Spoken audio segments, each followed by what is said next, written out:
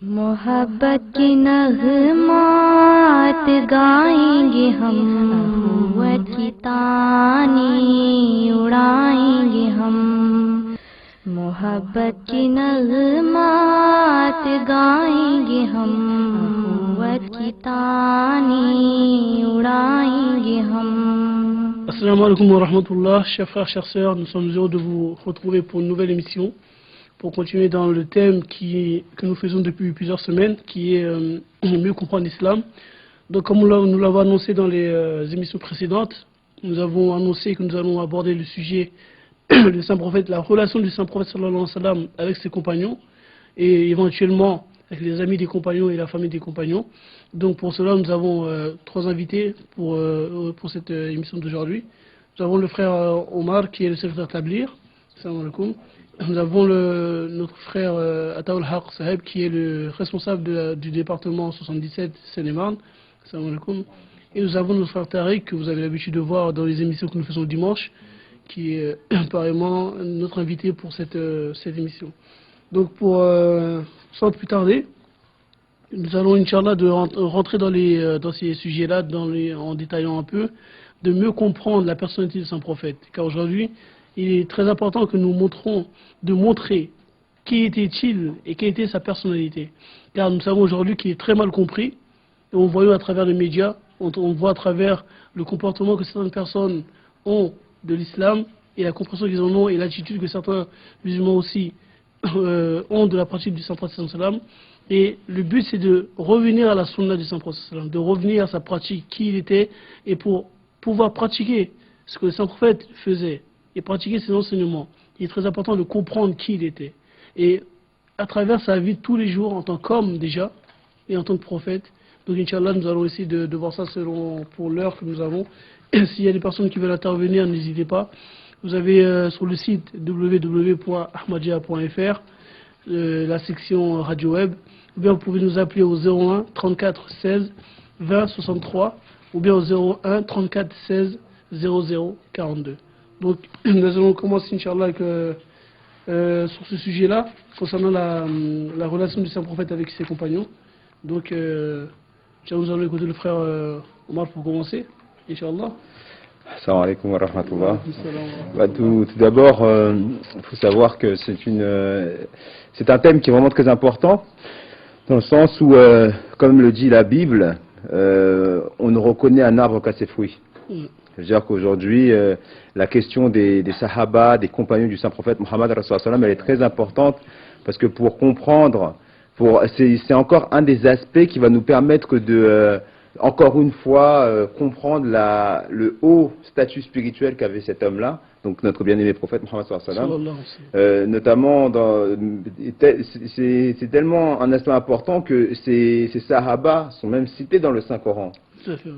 Dans la sourate 48, verset 30, il est dit, bon je vais dire directement en français, Allah dit Muhammad sallallahu alayhi wa sallam est le messager d'Allah, et ceux qui sont avec lui sont durs envers les mécréants. Durs dans le sens, ils sont sévères, ils sont fermes vis-à-vis des mécréants. Non pas durs, comme on l'a expliqué à plusieurs reprises dans les émissions, il n'y a pas de violence et de force en islam, de contrainte.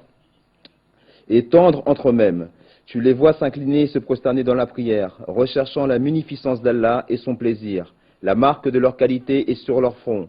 Tel est leur signalement dans la Torah et dans l'Évangile. Ils sont comparés à une semence qui germe puis rend forte la jeune pousse. Ensuite, elle grossit et se tient ferme sur sa propre tige, faisant la joie des semeurs, afin qu'ils fassent bouillir de rage les mécréants à leur vue.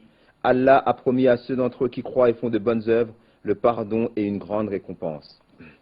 Donc c'est des versets qui sont éloquents au sujet de leur statut, leur niveau spirituel. Et là, en fait, dans ces versets, on a un peu l'image de ce qu'ils étaient. En compagnie du Saint-Prophète, ils ont montré des exemples de loyauté, de courage, de détermination qui n'ont pas de semblable dans l'histoire de l'humanité.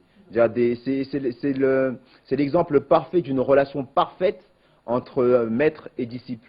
Et c'est ça qu'il faut retenir des Sahaba. En plus, c'est très important. C'est vrai que ce passage que vous dites quand vous dites la relation que les compagnons, cette relation d'amour, de fidélité qu'ils avaient, On a une histoire qui me vient en tête qui était celle pendant la guerre de Houd, qui opposait les musulmans et les Mécois, où il y a le sang-froid qui était en danger. Et là, les compagnons l'avaient tous encerclé pour éviter qu'ils soient atteints par les flèches des opposants.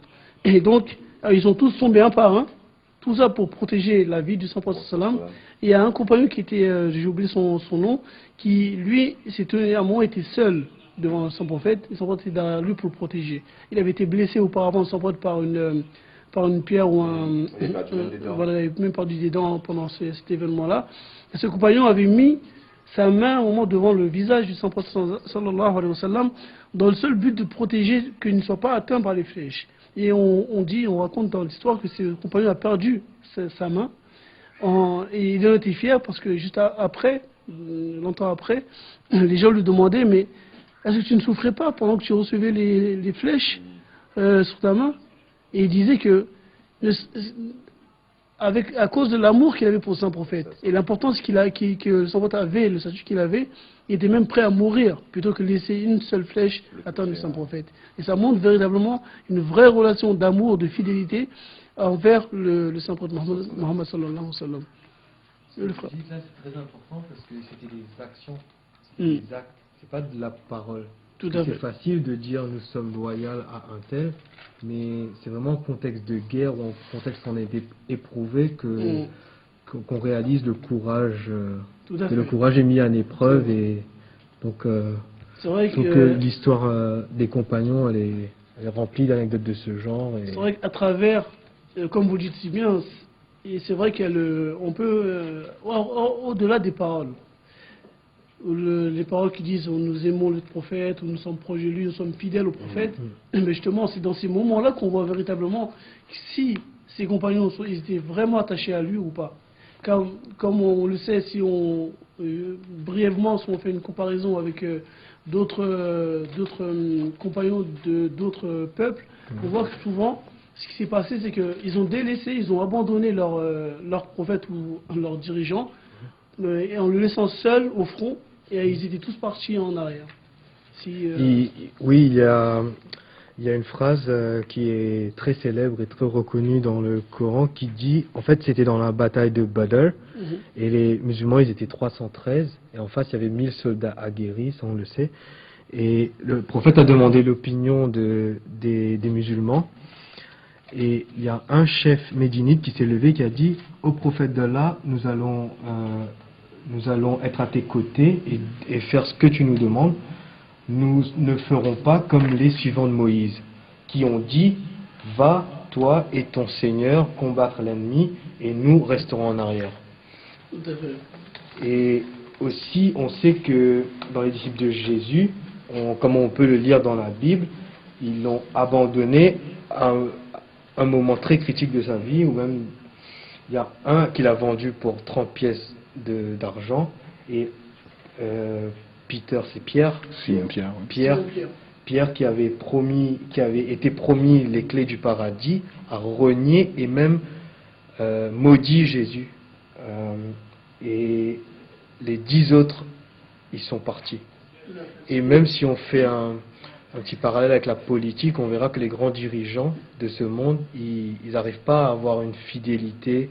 Ils peuvent avoir des suivants fidèles pendant une période donnée, mais après, on voit tous comment, dès quand ça devient critique, il y a des gens qui... La différence de la relation du saint prophète et ses compagnons, elle est inégalée jusqu'à maintenant, elle est incomparable, parce que on le voit, ils étaient tous, c'était des personnes ils ne cherchaient pas un bien matériel, ou un gain, ou bien une position politique ou autre. C'était des personnes qui étaient là dans le seul but de faire triompher la vérité, la justice, la paix, à travers l'obéissance aux ordres de Dieu. Donc ce messager-là, ce prophète, le saint prophète Mohammed sallallahu alayhi wa sallam, ils étaient attachés à lui par rapport à l'amour qu'il avait et la relation qu'il avait avec Dieu.